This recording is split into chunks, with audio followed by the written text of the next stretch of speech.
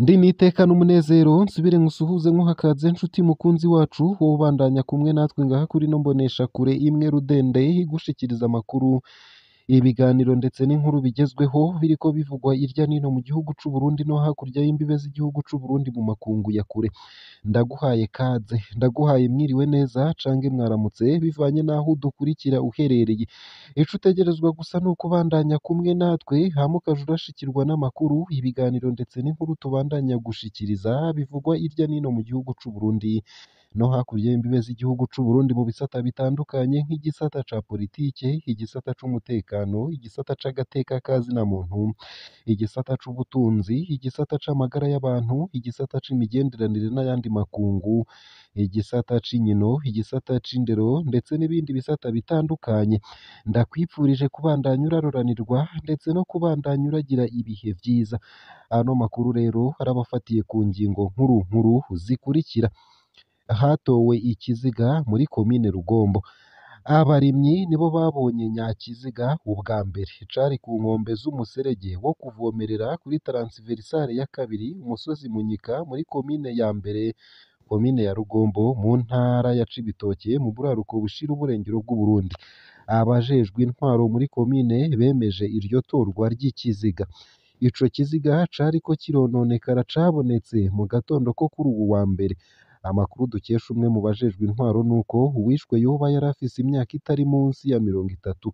Aho yatowe hasanzwe haca abantu benshi nk'uko bivugwa n'abanyagihugu. Vyinshi kuri iyo nkuru ni mukanyi mu buryo bw'idonido ntuje kure.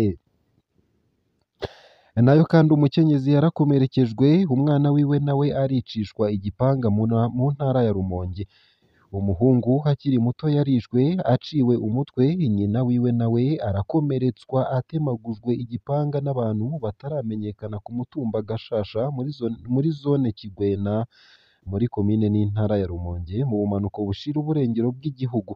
Ico gitero cabaye mw'ijoro ry'uwa gatanu rishira uwa gatandatu. Amasoko mu gipolisi akaba amenyesha ko abantu bataramenyekana biteye mu nzu yo kuri uwo mutumba baca bakora iryo bara. Umuhungu yishwe akaba afise imyaka 12. Imvo y'ico gitero ntiramenyekana. Vyinshi navyo kuri iyo nkuru itari nziza ni mukanyi mu buryo bw'idonido ntuje kure. Nayo kandi ubukene bw'igitoro buri mu Burundi bwatumye kiduza igiciro mu gihugu kibanye ca Kongo. Kuva kuri uwu wa gatanu mu Kakaro, igiciro c'ilitiro y'igitoro caraduze i Uvira mu ntara ya Kivu y'ubumanuko mu buseruko bwa Repubulika Iharanira Rusangi ya Kongo. Ilitiro yavuye ku mafaranga ya Kongo ibihumbi 3 ija ku bihumbi 8. Vyatumwe nuko abakenera igitoro mu Burundi baba mu gisagara ca Bujumbura hasanzwe hari ubutegetsi bw'igihugu n'amashirahamwe akukira ONU ata kundi bari bugire hatari kuja kugura igitoro muri Kongo kubera ko iwabo hata gitoro kiboneka. Mu gihe abarundi bafashe ingingo yo kujabuka kunyweshereza muri Kongo, igitoro kidandarizwa mu mabido cagumye cinjira mu Burundi.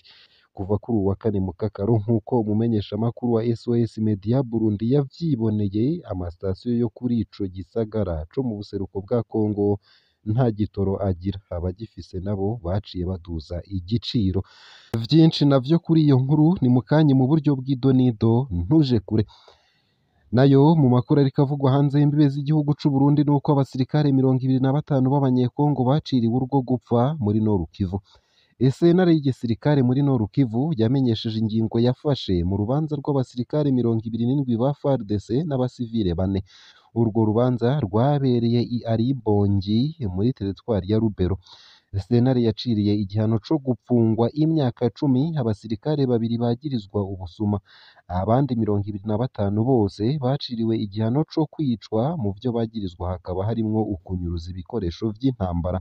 Sentare ya gisirikare yarekuye kandi abasivile 4 bakaba ari abakenyezi ba bamwe muri abo basirikare nabo nyene bari barengutse imbere ya sentare. Isayo gusa ayo hamwe n'ayandi ni mukanyi mu buryo bw'idonido ntuje kure. Ico utegerezwa gusa ni ugufyonda sabone canke subscribe hama ukabandanya uri kumwe natwe. Ano makuru ku buryo burambuye nunyemerere nyatangurire kuri ino nkuru ivuga ko muri komine Rugombo hatowe ikiziga. Abarimyi nibo babonye nyakiziga cari ku nkombe z'umuserege wo kuvomerera kuri taransiverisari ya kabiri umusozi Munyika muri komine ya mbere, komine ya Rugombo mu ntara ya Cibitoke mu buraruko bushira uburengero bw'Uburundi. Abajejwe intwaro muri komine bemeje iryo torwa ry'ikiziga. Ico kiziga cariko kirononekara cabonetse mu gatondo ko kuri uwu wa mbere. Amakuru dukesha umwe mu bajejwe intwaro nuko uwishwe yoba yarafise imyaka itari munsi ya 30. Aho yatowe hakaba hasanzwe haca abantu benshi nk'uko bivugwa n'abanyagihugu. Ibisigura ko yiciwe ahandi baza guta ikiziga ngaha. Bikavugwa n'umunyagihugu ashavuye. Avuga ko bidatahuritse ukuntu aho hantu hama habera irondo ry'imbonerakure, ni ukuvuga urwaruka ruri mu muhari wa CNDD FDD.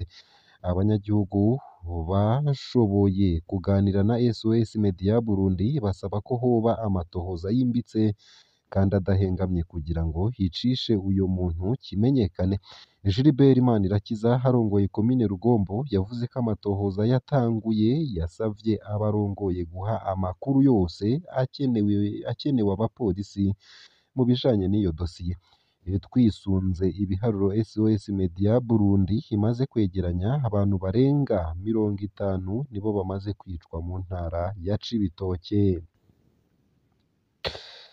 Nayo mu yandi makuru kandi nuko umukenyezi yakomerekejwe, umwana wiwe nawe aricishwa igipanga mu ntara ya Rumonge.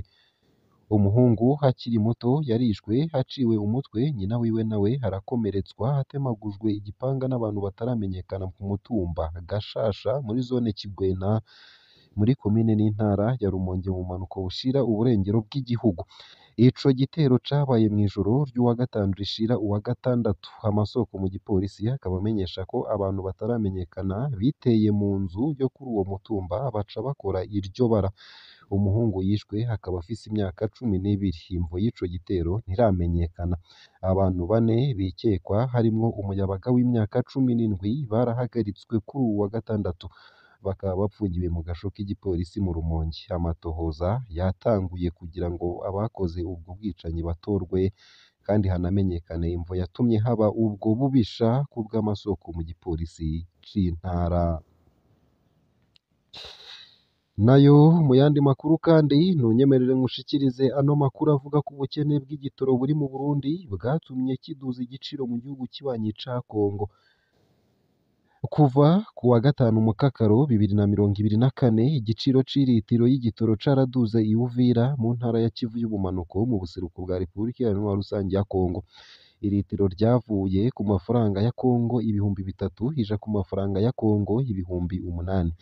Vyatumwe nuko abakenera igitoro mu Burundi baba mu gisagara ca Bujumbura hasanzwe hari ubutegetsi bw'igihugu n'amashirahamwe akukira ONU, nta kundi bari bugire hatari kuja kugura igitoro muri Kongo kubera ko iwabo nta gitoro kiboneka.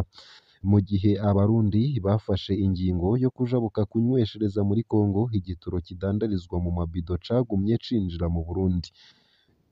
Kuva ku wa 4 Mukakaro nk'uko umumenyeshamakuru wa SOS Media Burundi dukesha iyi nkuru yavyiboneye, amasitasiyo yo kuri ico gisagara co mu buseruko bwa Kongo nta gitoro agira. Abagifise nabo baciye baduza igiciro. Abakidandaza amagendo bo womengo ni higanwa.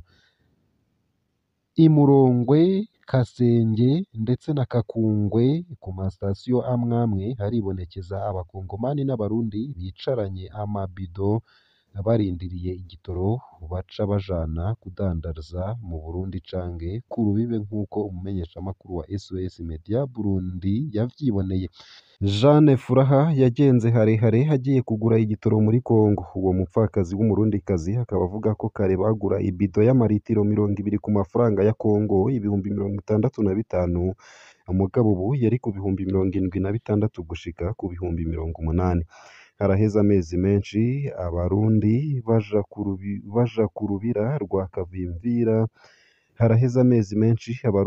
ku rubira rwa Kavimvira kugura igitoro gisanzwe kitaboneka muri ico gihugu kiri muri bito vyo muri Afurika y'ubuseruko. Naho biruko ariko hari ikibangamye gituma muri Kongo bataronka igitoro neza kubera ko ibarabara rya Bujumbura Uvira ntirirengana kubera imyuzure yatewe na Tanganyika n'uruzi Rusizi. Abadandariza igitoro mu mabido n'amacupa nabo nyene bakaba badashobora. Dusaba abategetsi ko bobuza abarundi kugurira igitoro ngaha kuko nibo batumye kiduga. Uko akaba ariko yavuze hari muri karitiye Nyamiyanda agira agende i Murongwe. Igiciro co kwiyunguruza naco nyene ngo caraduze bigashika kikigwiza na kabiri ku mapikipiki canke tagisi. Uwuserukira amashirahamwe yinjiza igitoro aremeza ko ubukene bw'igitoro mu Burundi bwatumwe nuko abagikeneye bava mu Burundi ari benshi canke mugabo ntiyipfuza ko abarundi bobuzwa gushika i Uvira. Ikindi gihugu gihana urubibe n'Uburundi abanyagihugu baja kuranguramwo igitoro ni Tanzania. Abegereye imbibe zaho niyo baja. Abahana urubibe n'u Rwanda bobo bariboneye ko kuko imbibe abategetsi b'u Burundi barazugaye. Abanyagisagara ca Bujumbura bagura igitoro i Uvira canke mu ntara ya Cibitoke iri mu burengero bushira uburaruko bw'u Burundi, aho cinjira mu Burundi kijabutse uruzi Rusizi rutandukanya u Burundi na Repubulika Iharanira Rusangi ya Kongo. Biragoye kumenya igihe ico kibazo c'igitoro kizotorerwa umuti mu Burundi. Abategetsi bishinga kuguma bahimbaza Imana batuka Satani, bakagiriza abarundi ko batihangana kandi ari ntashima, aho gutunganya inama rukokoma yerekeye igitoro kugira ngo hatorwe umuti urama nk'uko amashirahamwe adakiranira ivyicaro vya politike abiyahanura mu ntumbero y'intwaro ibereye. Ngaha akaba ariho nsoreje ano makuru nari naguteguriye ariko avugwa irya nino mu gihugu c'u Burundi ndetse no hakurya y'imbibe z'igihugu c'u Burundi mu makungu ya kure. Ico utegerezwa gusa ni ugufyonda sabone canke subscribe, nawe utarafyondako hama ukabandanya ushikirwa n'amakuru, ibiganiro ndetse n'inkuru tubandanya gushikiriza. Ndakwipfurije kubandanya uraroranirwa, kubandanya uragira ibihe vyiza ndetse no kubandanya uragira umunsi mwiza.